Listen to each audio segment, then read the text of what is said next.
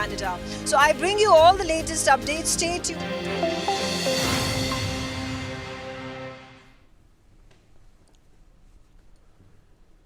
Hello and welcome. I'm Uday Pratap Singh. You're joining us on NewsX. The Ministry of External Affairs has confirmed that the evacuation of Indian nationals from Iran under Operation Sindhu is ongoing, with another flight expected to bring more citizens back home later in the day.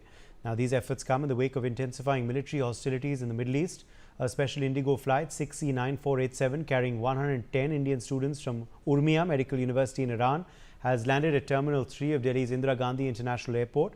Minister of State of External Affairs Kirti Vardhan Singh received the evacuees at the airport and assured that the Indian government is actively working to ensure the safe return of every Indian who's stranded in the region. According to Singh, over 350 evacuation requests have already been received, and the MEA, in coordination with Indian embassies abroad, has set up a 24-hour helpline to handle the ongoing crisis. Ambassador Prabhu Dayal, former diplomat, is joining us live. Pathikrit Pain, geopolitical expert, is also with us on the broadcast. Major General J.K. Bansal, defense expert, joins us live.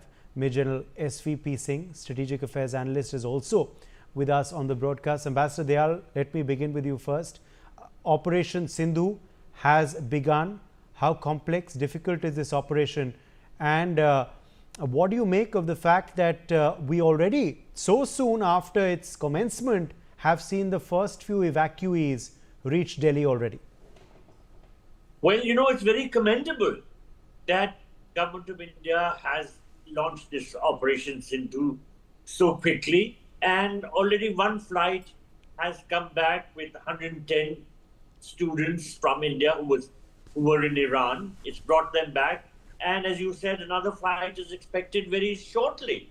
So this is a very complex and difficult operation given the ground situation in Iran, because things are completely chaotic there. There's bombing going on by Israel. It's a war situation with disastrous consequences for people who are on the ground. So full marks to the Government of India for launching this operation, which is called Operation Sindhu, and bringing back students.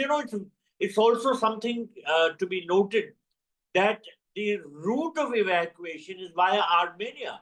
And Ambassador Dayal, what is the route? Because you understand, of course, foreign affairs very well. What is the route which is going to be best suited for these individuals? And also, how is this done in coordination with the embassy and the local authorities and the other nations' authorities as well, from where these evacuations are happening? Iran has a very long border with Turkey and also a fairly long border with Azerbaijan. But India's relations with these two countries are somewhat strained. Whereas with Armenia, Iran's border is very small. It's just about 44 kilometers. But our relations are very good. So we have used that route, and the Indian embassy in Iran is in touch with its counterpart in Yerevan in Armenia. And these students are going to be evacuated via Armenia. The Indian flights are going to Yerevan and will bring back these students.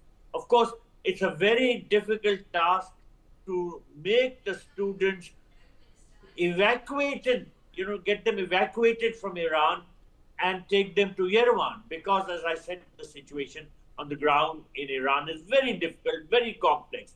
But nonetheless, full marks to the Government of India for launching this operation, which is already underway. Yes, let me also join at this point Major General Bansal. Major General Bansal, Operation Sindhu has commenced. Like always, the Government of India steadfast in helping our Indians abroad, stranded in these difficult times, caught in these hostilities, to bring them back to safety to India. Good evening, Uday. India has got a very strong track record of bringing its citizens from other countries. Of course, the Sindhu is there. Before that, in 2023, when Israel war was there, the Operation Ajay was there, where the people were evacuated. Now, you can see the Ganga, Operation Ganga. When the Ukraine and Russia war was going on, India evacuated large number of students and other citizens via 5 different countries, that is Poland, Romania, Slovakia, Moldova, etc. So that shows the India's capability, its capacity, and the diplomatic strategy and relations, which is very, very important. It's a very challenging job which is India is doing. But not only that, India has done Kaveri from the Sudan to the Navy we brought, and in some cases, the student and citizen of other countries have also been evacuated. Whether you take this during 2021 from Afghanistan, this operation in Gulf War. So there is the India is much concerned about the Indian diaspora abroad, and secondly, they take the care of transportation, the air flights, the financial, the medical aspect, which is being utilized from Indian community funds. So that is the great relief to Indian expectation and confidence of our Indian diaspora and the government of India is very high that yes, we will be taken care of at the time of need. Back to you there. Yes, Mijal, SVP Singh, let me quickly bring you in here on, of course, the evacuees. Now, most of these are students, isn't it, Major General Singh? A lot of students, particularly from Jammu and Kashmir, go to study in Iran. And a lot of those are the first evacuees who've already landed back in India late last night. It's often that students are the ones who bear the brunt because of these hostilities, isn't it? And that's what we're seeing in Iran too. Are they, you believe, going to be the first few people who are going to be helped in this evacuation? Good evening, Uday. You are very right. You see, the students are the ones who are the most vulnerable in all these areas of conflict zones, or even if it is natural disasters, because they are actually on their own. So the Indian government has done the right thing by giving priority to the evacuation of the students. Yes, 110 students have arrived, out of which 90 are from the Jammu and Kashmir area. So that is also a very commendable job. And let me tell you that this evacuation, India has come of age, as the ambassador said also. It is the diaspora shield which we have projected to the world once again. It's a new doctrine, how to look after our expatriates, those who are settled there, whom we may call NRIs, or who they've been for long but of Indian origin, and the students.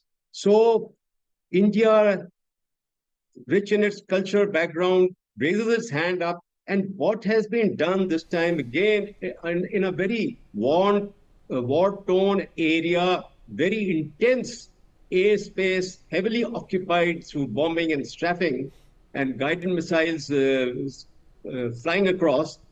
This evacuation is very commendable because it involved the land movement from different arteries moving on to Yerevan through Tabriz. And then this airlift has been very well conducted. You see, when we talk about this evacuation, it's very simple. But all this requires a very well-oiled machinery. And what I want to compliment the government, that we have been up to it. That means largely our SOPs are in place to carry out the assessment, to carry out the planning, to carry out the operational part. And now, with the arrival of these students, the first part of it is the post-evacuation operation, I will call. That is conducting them right up to their homes. It's a responsibility which the government has to meet, and we must look after that. So, all this requires a very, very fine tuning, and we should feel very proud that we are right up there.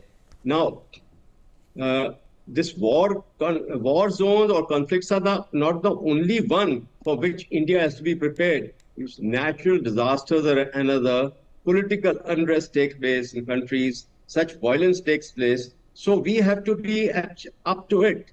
And in this, I would say, it is the diplomatic and military combined which conducts evacuations of their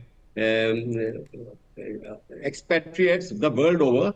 And the lead normally is with the Ministry of External Affairs in our case. In our case, another thing is that we do it in a very formalized manner.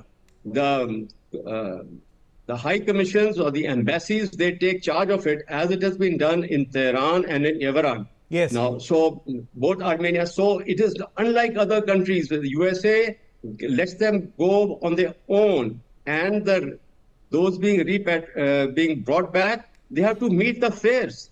India meets the fares on the government basis. Yes. So which is again very commendable. Now, having said that much, I will say that we have also opened out another artery, as I understand, because I heard the Minister of State for External Affairs mention that through Turkmenistan also, we are exercising the option, maybe the next lot which comes. So that means we are very flexible, we are very, very mobile, dynamic in our evacuation process, which is on. And yes, why Armenia? We know it, we got good relations with them, and they have played up to us. And our good relations are both at the diplomatic and the defense part of it. So that is why we depended upon Armenia, and they raised their hands very timely for these people to come back. Now, all this requires Yes. is what I would say, Yes. real-time logistics. Yes, Mijendra Singh, I'll come back to you. Let's get in Pathikrit Pine as well. But Pathikrit Pine, as far as, of course, you know, this situation is concerned, how difficult is it? How, you know, complicated is this rescue operation Sindhu, which has been launched by the Indian government to get back our evacuees from Iran? Now, Iran, of course, has its border with some not so friendly nations, which obviously makes such an operation all the more complicated, given that it is happening under much hostilities from the end of Israel, you know, over the last few days.